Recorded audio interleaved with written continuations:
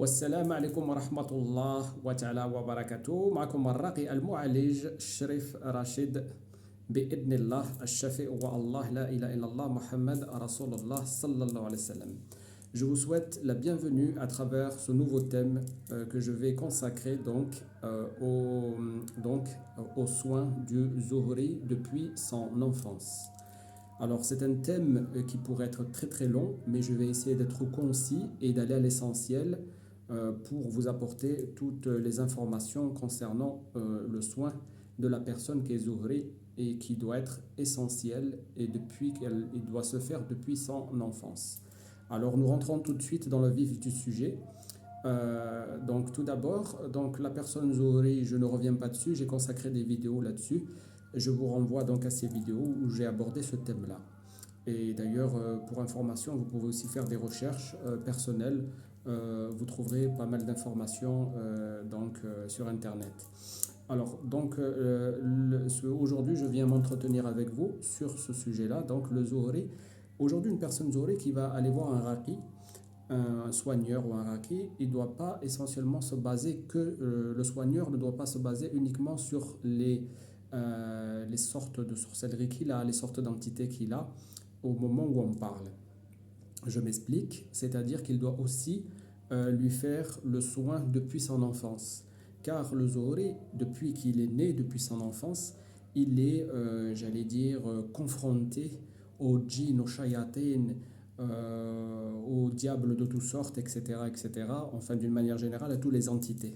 Donc le soigneur et le raqi, il doit lui enlever aussi les sorcelleries et les pactes sataniques qui sont très anciens. Donc pas que ceux qui sont actuels, vous voyez ce que je veux dire. Depuis son enfance, vers l'âge de 5 ans, 6 ans, entre 6 voire même 10 ans, la personne Zuhri, elle est ensorcelée. Déjà depuis son enfance à la base, qu'on le sache. Voilà, donc il faut faire les soins depuis son bas âge, depuis son enfance jusqu'à aujourd'hui. Voilà, ça c'est très essentiel, c'est ce que je voulais apporter. Il n'y a pas beaucoup de personnes qui parlent sur ce thème-là, sur ce sujet. Moi, je parle dessus car c'est essentiel pour que la personne qui vient se soigner se sente mieux. Car si on la soigne sur les symptômes qu'elle a aujourd'hui et qu'on ne l'a pas soignée sur les symptômes qu'elle avait depuis son enfance, en fait c'est comme si on n'avait rien fait, quoi. Vous voyez ce que je veux dire? C'est un jeu à somme nulle, quoi, si vous voulez. C'est comme si on n'avait rien fait. Donc je me répète et je le dis et je le redis, il faut impérativement que pour que les personnes qui sont des cas Zuhri, on doit leur faire donc le nettoyage, on doit leur faire un ruqya depuis leur bas âge jusqu'à aujourd'hui. Et oui, tout à fait. Et donc voilà, c'est ça que je voulais apporter dans cette vidéo-là. Et de ne pas se consacrer uniquement qu'aux symptômes que présente la personne aujourd'hui. Voilà. Car si elle est enchaînée depuis son enfance, il faut enlever les chaînes, il faut enlever les entités qu'elle a très anciennes, il faut supprimer les pactes sataniques aussi, parce qu'il y a des pactes sataniques aussi dans l'invisible concernant ces personnes-là. Il faut dénouer tous les nœuds. Ce n'est pas chose facile, mais alhamdulillah, grâce à Allah, grâce à la volonté de Dieu, grâce à le Coran et grâce à la Sunna, on arrive, alhamdulillah, à soigner ces personnes-là. Et quand je dis ces personnes-là, tout le monde d'une manière générale, hein, voilà. La ruqya n'est pas consacrée qu'à une catégorie de personnes, elle est consacrée à l'humanité entière. La ruqya soigne l'humanité entière, la planète. Alhamdulillah. C'est les paroles d'Allah qui soignent le monde et l'humanité. Alhamdulillah wa shakrulillah. J'apporte une petite précision puisque je suis sur ce thème-là.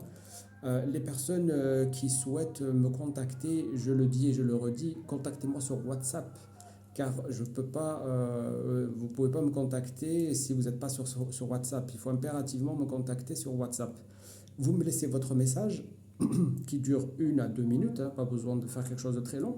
Vous m'expliquez vos symptômes, vous m'expliquez qu'est-ce que vous attendez de la ruqya, et à ce moment-là, je vous recontacte,